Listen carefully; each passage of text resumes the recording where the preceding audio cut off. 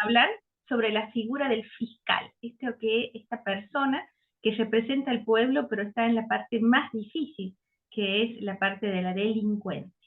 El doctor Raúl Ignacio Garzón, que nos quedó pendiente la figura del fiscal. Muchas personas creen que el tema de ser fiscal, al ser amenazado, tenemos noticia que los fiscales en Rosario, que el narcotráfico se ha metido, están amenazados continuamente. Tenemos que preguntarle a usted, doctor, que tiene 40 años en la función y su experiencia como fiscal, ¿esto de las amenazas continuas hace peligrar la actividad suya como fiscal?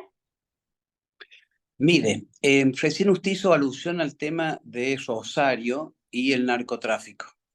Creo que en ese caso el rol de los fiscales es de alto riesgo y se debe tomar conciencia de que deben contar con una cobertura y debemos contar con una cobertura especial cuando se abordan casos, por ejemplo, como los del narcotráfico. Pero en el ámbito de la delincuencia común, me atrevería a decirle que como fiscal he desempeñado ya desde más de 16 años esta tarea y la verdad que uno no toma conciencia de los riesgos que corren muchas veces, pero esta no toma de conciencia no es por casualidad. En este punto yo siempre he referenciado lo que manifestaba el por entonces presidente Arturo Illia cuando decía que no hay mejor custodio de un funcionario que su propia conciencia. En síntesis, le diría que es el estar tranquilo con el haber obrado y haber pedido condenas o haber privado de la libertad a las personas en una estricta justicia, lo que da tranquilidad y es para un fiscal su mejor custodia. Yo de eso no tengo ninguna duda. El temor del caso Nisman, ¿no? Que conmovió a todo el país y también mundial. Corren riesgo los fiscales. ¿Qué pasa con la familia del fiscal? Esto de amenazar, en lo que estábamos hablando de Rosario, que la familia les estaban amenazando con sicarios. ¿Cómo protegen ustedes su familia? Mire, le reitero que en el caso de las familias, siempre, según los casos y los momentos de las causas, ameritan, contextos de riesgos que pueden variar dentro del tiempo y de la función que lleva adelante un fiscal.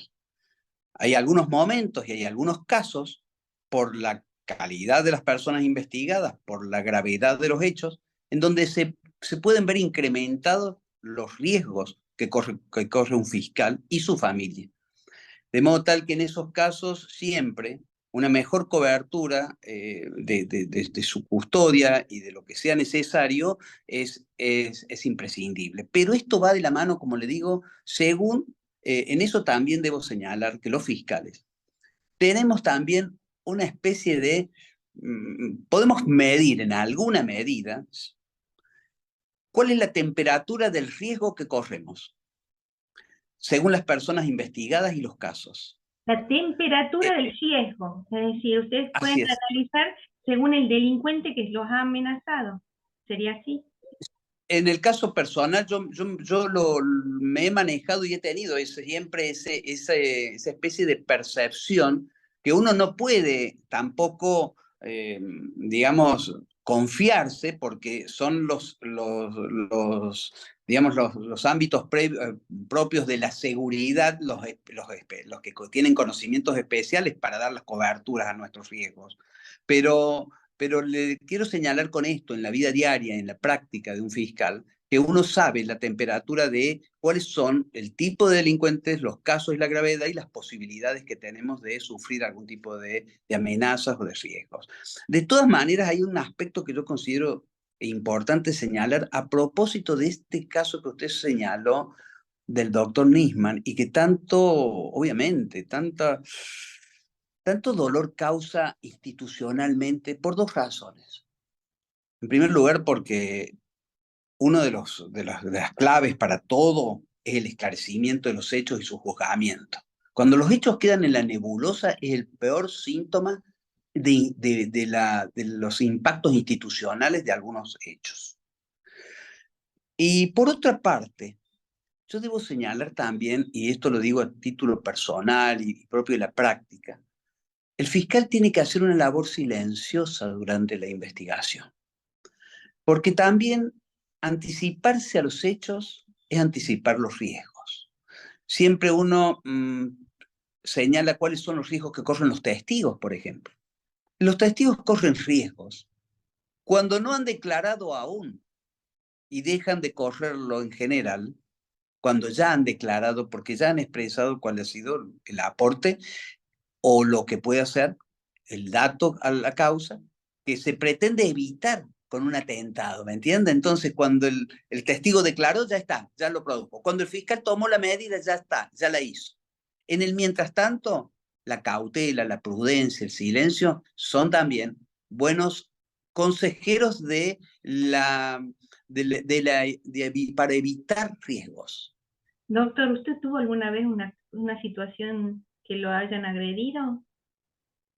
Personalmente jamás me agredió nadie, nadie en mi vida tan siquiera me ha levantado la voz en un procedimiento o me ha faltado el respeto.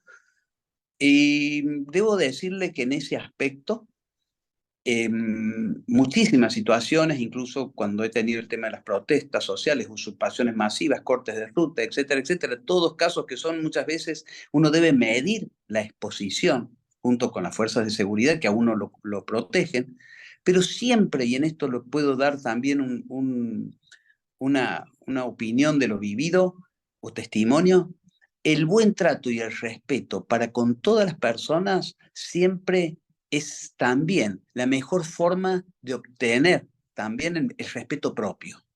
Comenzando a respetar a quienes a quienes se le dirige nuestro servicio y hasta incluso nuestra potestad represiva estatal.